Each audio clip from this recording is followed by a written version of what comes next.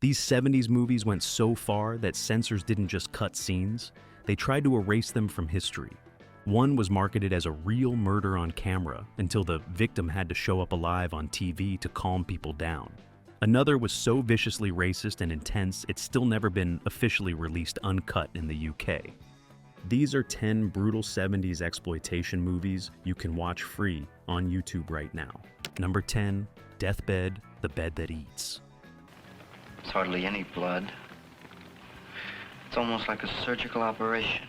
Only 70s exploitation could serve you a film about a haunted mattress that literally takes care of anyone who lies on it, and play it completely straight.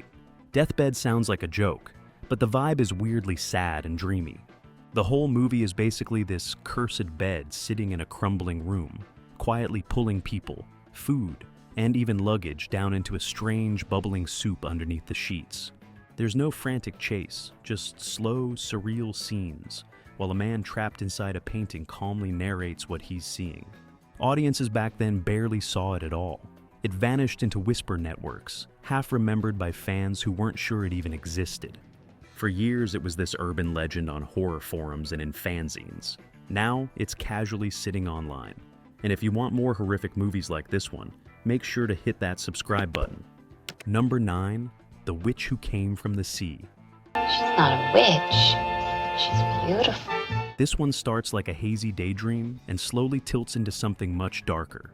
Molly spends her days drifting along the beach, fantasizing about TV, tough guys, and old-school celebrities. But she's carrying childhood scars she can't quite face.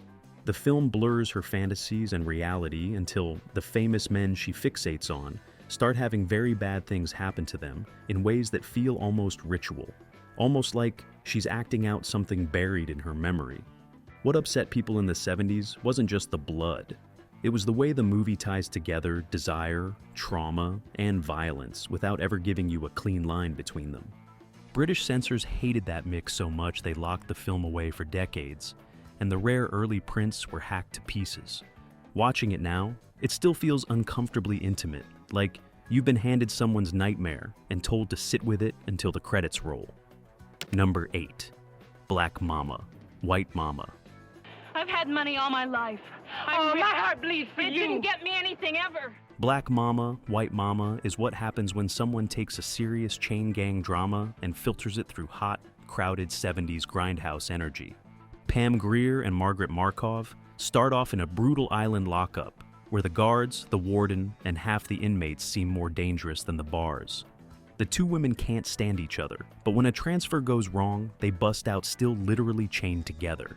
The rest of the film is them crashing through jungles and villages, dodging corrupt cops, rebel fighters, and their own pasts, while that chain keeps forcing them to cooperate. Drive-in audiences loved the mix of bickering, action, and just enough social edge to feel rebellious. Critics were less kind and wrote it off as low-rent pulp. But Grier in particular gives her character this steel and weariness that helps the film outlive most of its imitators. Today it plays like a sweaty, chaotic time capsule from a moment when exploitation films pretended to be trash and sometimes smuggled in more. Number 7, Deranged. She told me she did, otherwise Now, look. This is a 35-mile-an-hour zone. Deranged throws away the polite distance of movies like Psycho and leans right into the small-town awkwardness of a killer loosely based on Ed Gein. Ezra Cobb is a shy man who worships his late mother and can't handle the idea that she's gone. He starts visiting graveyards, bringing things home he definitely shouldn't, and slowly decides that visiting the dead isn't enough.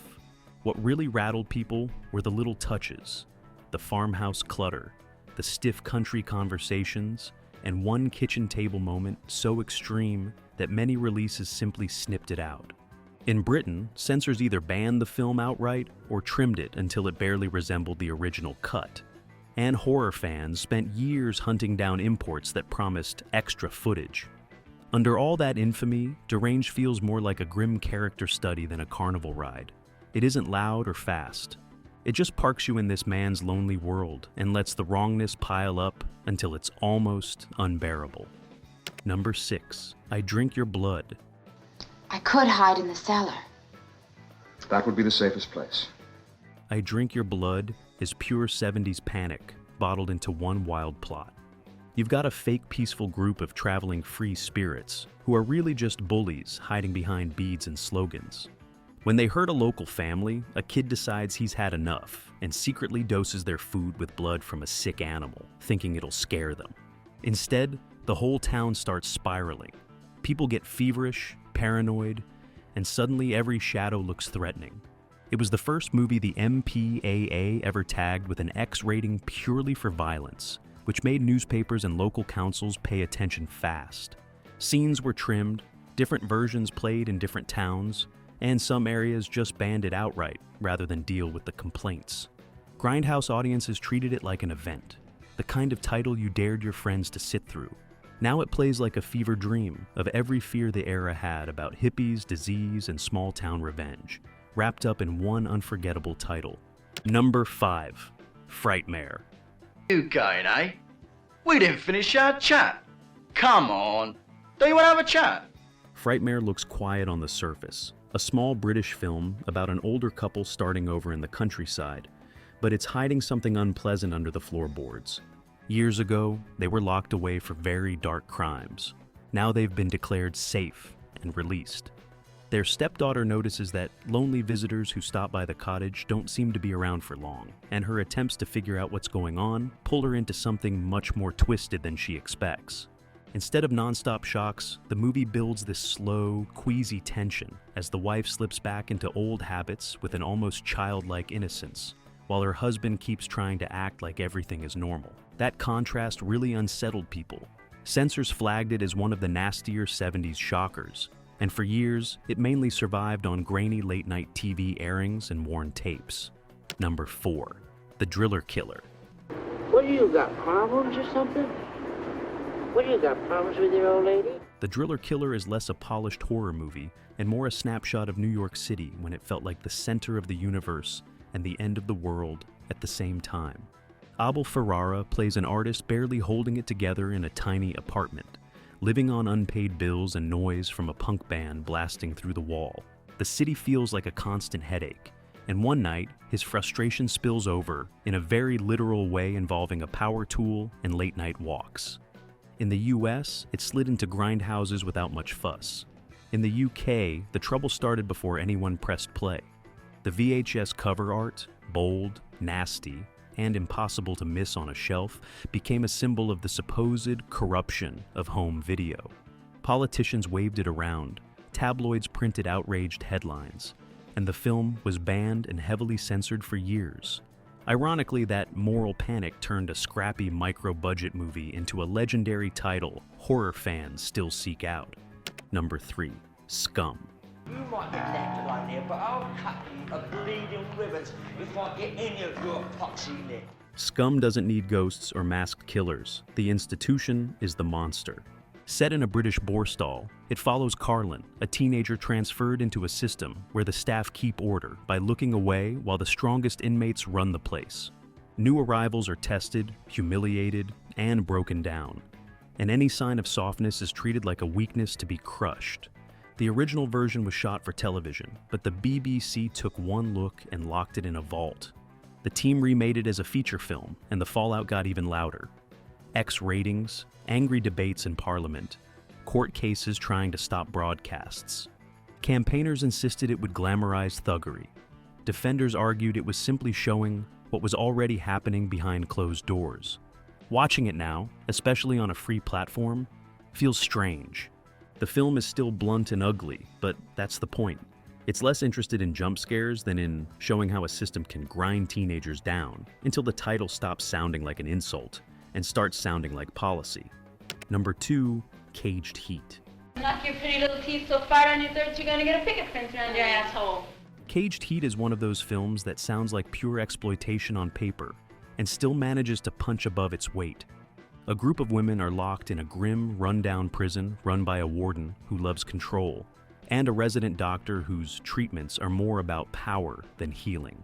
The movie delivers all the expected 70s staples: cramped dorms, humiliating routines, and a slow burn plan for payback that finally boils over.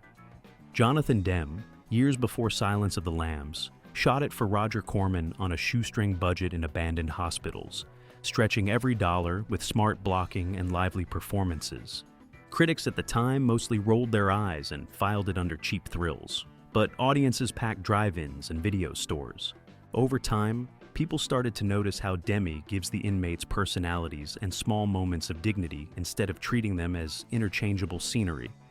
It's still rough and pulpy, but you can feel a future Oscar winner cutting his teeth inside all that barbed wire.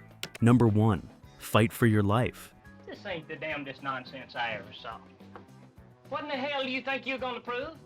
This is the one on this list that still feels like it's testing the audience. 3 escaped convicts, including one openly racist loose cannon, storm into the home of a black preacher and his family and refuse to leave. Most of the film is a pressure cooker inside that house, shouting taunts and threats that go on until you want someone, anyone, to change the balance. When the family finally pushes back, it's messy and furious, with no neat speeches to make you feel better. In the late 70s, even hardened exploitation fans were stunned by how far the dialogue and tension went. The British Ratings Board simply refused to give it any classification at all, effectively banning it, and other territories treated it like a live grenade. Some later claimed the director regretted it. He said he doesn't. Watching it now, you can see why it still splits viewers. It's raw, cramped, and unpleasant on purpose. A film that wants you angry and doesn't care if that means you never want to rewatch it. Back then, these movies were treated like contraband. Now they're sitting next to cat videos and cooking shorts. If you do hit play on any of them tonight, which one still feels dangerous? And which one proves the censors completely overreacted? Let us know in the comments below, and hit that subscribe button for more banned movies.